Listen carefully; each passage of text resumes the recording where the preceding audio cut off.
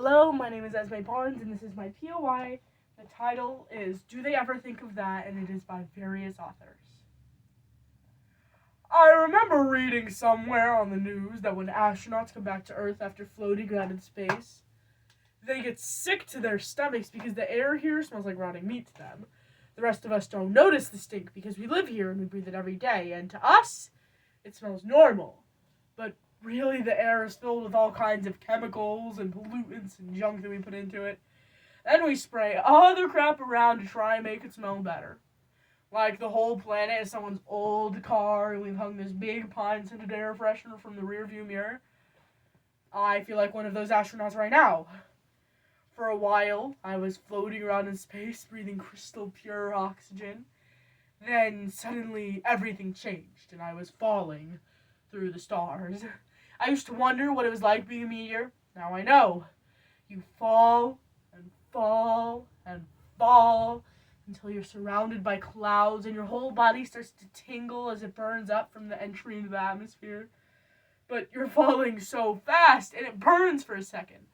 But it's only a second, and then the ocean comes rushing up at you, and you laugh and laugh and laugh until the water closes over your head and you're sinking. Then you know you're safe. You know you survived the fall, but as you come back up to the surface, you blow millions of bubbles into the blue-green water, and only then, as your head breaks through the waves, you've taken these great breaths of stinking air, and you want to die. According to the ASPF, 1.2 million people attempt suicide yearly, and 17% of Americans self-harm in their lifetime. My best friend was in both of those groups. I remember getting the dreadfully common call as my best friend told me how she tried to kill herself. I didn't understand at the time because I had hung out with her that weekend and she had seemed normal. She had seemed fine, but she wasn't. She says that her going to the mental hospital has been drastically better for her health, and I'm really grateful that my best friend got a second chance. My program includes various pieces of literature in it, such as Suicide Notes by Michael Thomas Ford, Girl in Pieces by Kathleen Glasgow, Becoming by Renata Williams, and You Will Be Found from Dear Evan Hansen by Crystal Lloyd. A program. Because just like my best friend, I think that we all deserve a second chance. I really do think that I was floating around in space. At least for a little while. I remember thinking that I'd finally find out whether anybody lives on Mars or not, but then it's like somebody grabbed my ankle and yanked me down back towards Earth. You are the prettiest bouquet of dying flowers I've ever seen. So sometimes I can't breathe in this damn place. My chest feels like sand. I don't understand what's happening. I was too cold and too long outside. I can't understand the clean sheets, the sweet-smelling bedspread, the food that sits before me in the cafeteria, magical and warm. I remember screaming that I didn't want to go, but since you can't make any noise in space, my voice was kind of just eaten up. I started to panic, shake, choke, and Louisa, she came up very close to me in the corner of our room. Her breath on my face was TMNT. She cut my cheek and she told me that I didn't need to worry anymore, that I was finally with my people. You may think that you're fine, but you're not. If you don't want to talk about it right now, that is your decision. You have 43 more days to talk about it. Do you have any more questions? I decided I don't want to be a pawn anymore. But how else could I win this game of life if I didn't sacrifice every living piece of myself to it? All I could do was sit there for a minute or two watching him watch me. What do you mean? I have 43 more days, I had finally asked him. You're in a 45-day program. You've been more or less awake for the last 2 days, so that leaves 43 left to go. Program? What kind of program? You told me to swallow my tongue. Not literally, of course, but you made it impossible to speak without being interrupted, without sounding like I wasn't smart enough for you, without ever making me feel like you were actually listening. So I ate it. Do you remember being in Regent's Hospital at all? I remember the security guard and the forest of hair inside his nose. I remember the lights above me, bright as suns.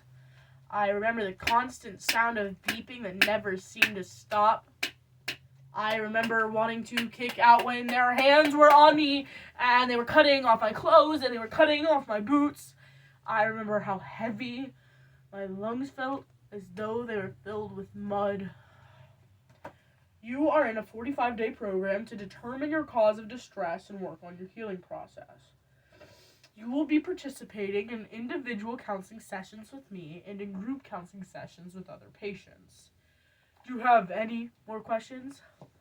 He told me that like he was reading a brochure. Other patients? What other patients? Other young people? You'll meet them tomorrow. Because what did real love feel like if there weren't any abusive bits anyway? I remember being so scared that Frank was going to appear in the doorway and take me back. Back to the seat house, to the rooms where the girls cried. I remember the splatter of my vomit on the nurse's shoes, and how her face never changed. Like it happened to her all the time, and I wished in my eyes to tell her I was sorry. I was at a loss for words, but she didn't realize then either. It's all right if you can't remember anything. Our subconscious is spectacularly agile. Sometimes it knows when to take us away as some kind of protection. I hope that makes sense. I wish I knew how to tell her that my subconscious was broken, because it never seemed to take me back when Frank was threatening me, or when those men tried to hurt me in the underpass. I was never looking for a light at the end of the tunnel. I didn't go into the belly of the beast thinking there'd be something pretty left over for me to grasp. I knew that inside there was a jungle, and I had to be strong enough and hungry enough and passionate enough to survive. In group, Casper doesn't like us to say cut or cutting or burn or stab. She says it doesn't matter what you do or how you do it, it's all the same.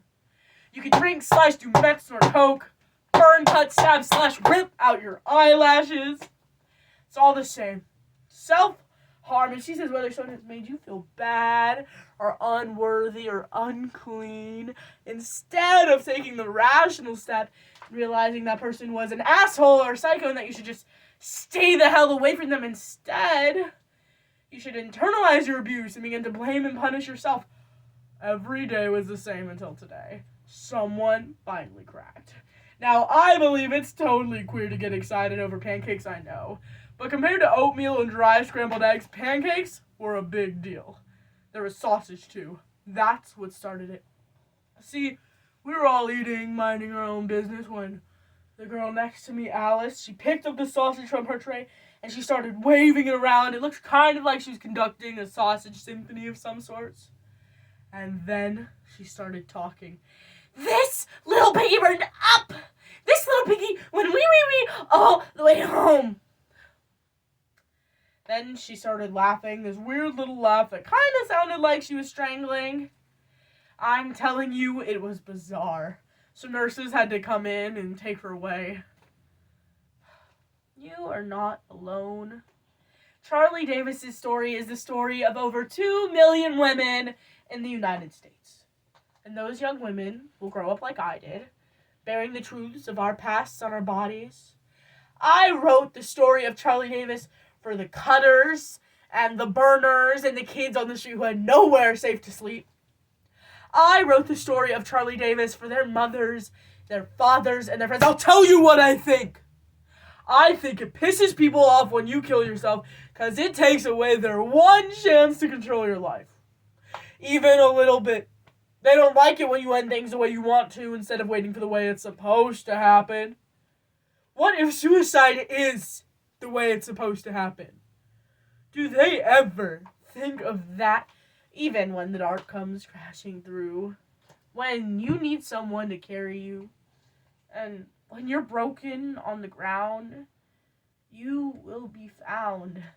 It's gonna be okay. You're going to be okay. It's all going to be okay. Thank you so much. Have a good day.